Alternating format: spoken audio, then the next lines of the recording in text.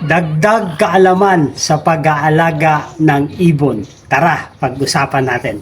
Okay po mga kahabi, so ito po yung ating topic ngayon, ang dagdag kaalaman or sharing ng ating knowledge, yung ating sharing ng experience regarding sa pag-aalaga ng ibon. At ganoon din po, sagutin din natin yung tanong ng ating mga kahabi patungkol sa kanilang katanungan na maragdagan din yung kanilang kaalaman or yung nais nilang malaman regarding po sa buhay mag-iipon. Okay po, so kung bagong viewers ka sa channel na ito, ay humingi ako ng favor. Road to 1,000 na po tayo. So maraming po salamat sa inyong mga suporta. So humingi ako ng maliit lang na pabor mga kahabi na paki-subscribe po yung ating YouTube channel at kung nagustuhan nyo itong mga topic na to regarding sa buhay mag-ibon ay paki-click po yung notification bell para ma-update po tayo sa mga bagong video na ating i-upload. Okay po, so let's go! So tuloy-tuloy po tayo sa ating pag-uusapan yung dagdag kaalaman sa pag-aalaga ng ibon na ganun din po yung katanungan ng ating kahabi na si Carlos Lacsinto. Okay po, sir, paano po malalaman ang male at female? Kasi bala ko pong bumili at mag-breed. Salamat po. Okay po, magandang katanungan po yan, kahabi, kung kayo po ay nagsisimula. Maganda yung magtanong para mayroon tayong natututunan bago tayo mag-avail ng ibon na gusto nating alagaan. Okay po, so kahabi, unang-una kung gusto nyo mag-breed at bumili ng species na gusto nyo, ay humanap po tayo ng legit na seller or na breeder. Okay po? So yun po yung ating kaalaman sa pag-aalaga ng ibon. Maghanap tayo ng makakapagbigay ng deed of acquisition o your mode of acquisition. Ano ito mga kahabi? Ito po yung makakapagbigay po ng official receipt, deed of sale at deed of donation. Alin po sa tatlo na to ay pwede na po. Isa lang po dyan sa tatlo ay ina-allow na po or ina-accept na po na DENR. Dahil ito po ay isa sa requirements para makakuha po tayo ng CWR holder po. So yung tanong niya, paano malalaman yung male at female? So doon po sa legal source, doon po tayo magtatanong kung ang gusto natin ay pair na bibili natin or your breeder na o your banded pa lang or male at female pa lang kahabi ang gusto mo. So marami pong option ang gusto natin. So para makasigurado tayo na male at female yung ating na-avail, dapat through DNA. At sa DNA po dapat nandun yung result at naka-indicate po yung ring band ng ibon. So doon natin malalaman yung gender ng isang ibon through DNA. Yun po ay 100% na sure natin na malalaman na ang gender ng isang ibon. So yun po yung dagdag kaalaman natin sa pag-aalaga ng ibon kung tayo po ay siguro na ang gender ng isang ibon. Kasi minsan sinasabi lang ng breeder or seller na meron na itong gender, ito'y male, pero wala po tayong proof na itong na-avail natin ay yun nga ay tama. Okay po? So dapat merong result ng DNA at saka tugma doon sa ring band. Okay po? Ng ibon na nagtutugma silang dalawa. So yun po ang kasiguraduhan na male at female po yung ating na-avail. So kung trusted naman tayo sa breeder or trusted tayo doon sa pagkukunan natin or sa seller, so nasa sa atin na po kung i-accept na natin kahit wala pong DNA. Pero sinasabi nila kung proven ito at sure ay okay na po iyon. Basta trusted naman po yung ating kausap. Okay po, so yun po yung ating dagdag kaalaman sa pag-aalaga ng ibon. At shoutout po sa iyo, kahabi Carlos Lacsinto. So sa pangalawang tanong po ng ating kahabi na si kahabi Junjun Natada, matanong lang po, paano po nagkaroon ng ALBS 2 kung di po pwede pagparisen ang ALBS 1 at ALBS 2? Okay po, so yun po ang kaalaman din natin. Madadagdagan din po yung ating kaalaman sa pag-aalaga ng ibon sa tanong ng ating kahabi na si Junjun Natada. So kahabi Junjun Natada, yung ALBS 1 po at ALPS 2, yan lang po yung term natin sa pagtawag or pag-identify ng isang uri ng lovebirds. Kasi marami din pong variety ang lovebirds. So yung ALPS 1 na tinatawag, ito po yung lovebirds non-eye-ring. Okay po. Yung ALPS 2 naman po, ito yung tinatawag natin na lovebirds na may ring naman sa ulo.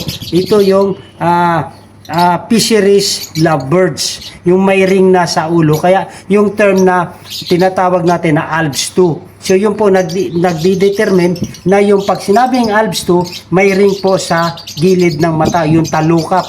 Yun po ang terminology ng ALPS 2. Yung ALPS 1 naman yung terminology ng non-eye ring. Pero pares po sila lovebirds. Pero magkaiba po rin sila ng scientific name. Yung lovebirds na non-eye ring, Agapornis rusicolis po. Yung kanyang scientific name. Yung Agapornis fishery, yun naman po yung lovebirds. Pero marami pang scientific name ng lovebirds. Meron pa yung black mask, yung Agapornis personatus. So, meron pa yung red face. So, marami pa po. So, yun lang po ang pagkakaiba ng terminology na ALPS 1 at ALPS 2. So, sa tanong nyo, paano nagkaroon ng ALPS 2 kung di po pwede pagparisin ng ALPS 1 ang ALPS 2? Ay, kung gusto nyo pagparisin ang ALPS 1 at ALPS 2, pwede naman po. Yung non-eye ring at eye ring ay pwede pagparisin, pero yung progenies po nila ay hindi po maganda magiging outcome. Yung tinatawag ng ating mga kahabi na buknoy ang lalabas. Okay po? So hindi po yun ang equivalent na kailangan pagparisin ang ALPS 1 para lumabas ang ALPS 2. So terminology na lang po yung kahabi na yung ALPS 1 muli ay yung non-eye ring. Pag-identify lang yan. Yung ALPS 2 ay yung po yung lovebirds na may ring na sa ulo. Okay po, so kahabi Junjun Natada ay maraming po salamat. Hope nakatulong ito at nakadagdag kaalaman sa ating pag-aalaga ng ibon. Okay po, so muli maraming po salamat sa inyong mga suporta. So tuloy-tuloy po tayo kahabi. So ganun din po yung katanungan ng ating kahabi si NextTube TV. Kahabi, matanong ko lang po, yung po bang pagkuha ng permit sa mga ibon pangkalahatan na or bawat isang ibon kukuhaan pa ng permit? Salamat po. Okay po, so ito naman po, panibagong dagdag kaalaman po na naman muli natin sa ating pag-aalaga ng ibon. So yung katanungan ng ating kahabi, so once lang po, NextTube TV, once lang po tayo kukuha ng permit or certification. Once lang po. Once na tayo ay merong na-avail na merong deed of acquisition o yung mode of acquisition, ay yun po yung ating ipaparehistro. Kung bago pa lang po tayo kahabi, kung wala pa tayong CWR po, kung bago pa lang tayo na mag-a-apply ng CWR, ay yun po ang ating isa sa requirements, yung deed of acquisition. Tapos, yung ibang requirements ay pupunta po tayo sa DNR at mag-a-apply po tayo ng CWR. Okay po? So kung sa katanungan nyo, kung meron pa kayong panibagong species na kailangan pong iparehistro, so hindi na po natin kailangan iparehistro muli. Sa paggawa natin ng DES ng QBR kahabi, yung quarterly breeding report, doon na po natin i-attach yung bago nating nabili na species. Okay po? So, i-attach natin yung deed of acquisition niya rin at sa QBR, tapos kung anong species at ilalagay natin doon sa additional stock. Okay po? Para pag nagpasa tayo ng QBR sa DNR, malalaman po na DNR na meron tayong bagong species na idinagdag sa QBR. Okay po? So, once lang po tayo kukuha ng permit. So hopefully kahabi, meron tayong natutunan regarding po sa inyong katanungan NextTube TV. So ito po yung dagdag kaalaman natin sa pag-aalaga ng ibon. At dagdag kaalaman din po sa proseso ng paggawa ng permit ng certificate at proseso ng pag-submit ng quarterly breeding report. Okay po? So tuloy-tuloy po tayo. At nais ko rin pong sagutin ang katanungan ng ating kahabi para madagdagan yung kaalaman natin sa pag-aalaga ng ibon. Si Kahabi Ignacio Gamayan Jr. Sir, pag CWR ka po, pwede ka po ba mag-alaga ng ALPS 2? Pwede po. Kasi ang CWR holder po ay pinapahintulutan tayo na mag-alaga, magparami, at magbenta.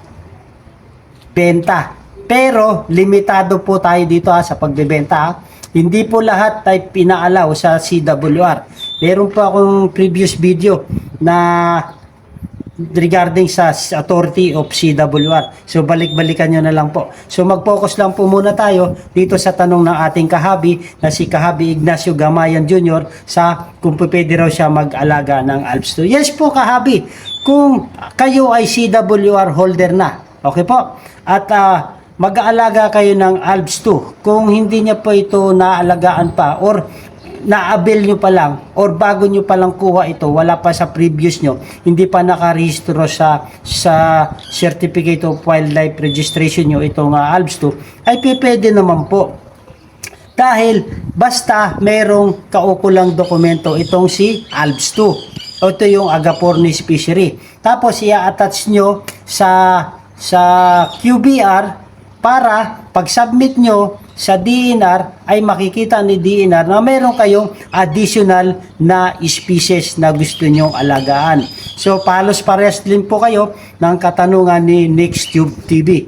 Okay po? So pwede po tayo dahil ito nga po yung ating karapatan na mag-alaga tayo, magparami dito sa CWR holder. Okay po? Wala pong limit sa pag-aalaga. Ang meron lang pong limit kahabi pag CWR holder ka, yung pagtitrade, pagsisell. Yun po ang hindi napapahintulutan pag CWR holder ka. Ngayon, tapos depende rin pa po yan sa species. Kung kasi ang ALPS 2 po ay CITES. Hindi po pwedeng ibenta ng CWR holder pag CITES ka. Limitado po ang ating authority bilang isang CWR holder. Okay po? So, sa tanong nyo, kung mag-aalaga ay pwede po. Kahit anong species po, pwede nating alagaan kahit tayo ay CWR holder. Dahil ito po yung authority natin para makapag-alaga, makapag-breed, makapagparami. Yun po ang authority natin sa CWR certificate. Okay po, maraming po salamat. So hope meron tayong nadagdag kaalaman na naman sa ating pag-aalaga ng ibon. Okay po. So, ganun din po yung pangalawang tanong ng ating kahabi na si Ignacio Gamayan Jr. Pala ko kasi kumuha ng CWR.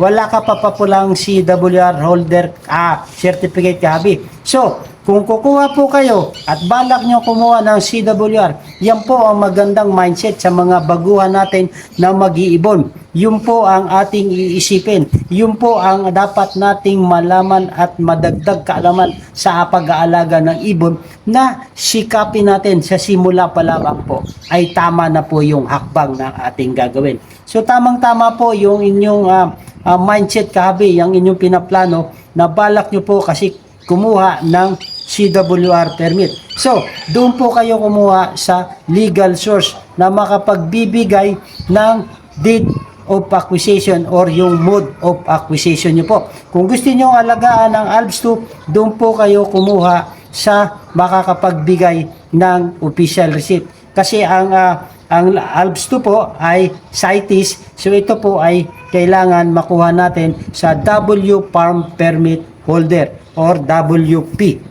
Okay po, kahabi. Ignacio Gamayan, hope meron tayong natutunan patungkol po sa inyong katanungan. Ito po mga kahabi ay dagdag kaalaman natin sa ating pag-aalaga. Ako rin po ay sa aking pagbabahagi ay nare-refresh sa akin yung mga ganitong mga katanungan. So, gusto ko rin laging ina-apply sa atin. Maraming po salamat mga kahabi. At last but not the least, ang katanungan ng ating kahabi na si Mark Cedric De Castro. Boss, saan po pwede bumili ng pang-handpid na ganyan. Okay po, so mga kahabi, marami tayong pwedeng mabilhan ng mga pang-handpid ng mga ibon. So try nyo i-message si Bola Kenyo ng Bulacan. So ito po yung kanyang FB page, ay direct message na lang po kayo. Okay po, so kayo na lang po ang mag-usap kung anong uri ng ibon or species ang gusto nyong i-handpid. Pwede nyo rin pong kontakin si Gray Mini Aviary ng Cavite naman po. Ito yung mga kahabi natin na meron na mga pang-out na mga pang-handpid.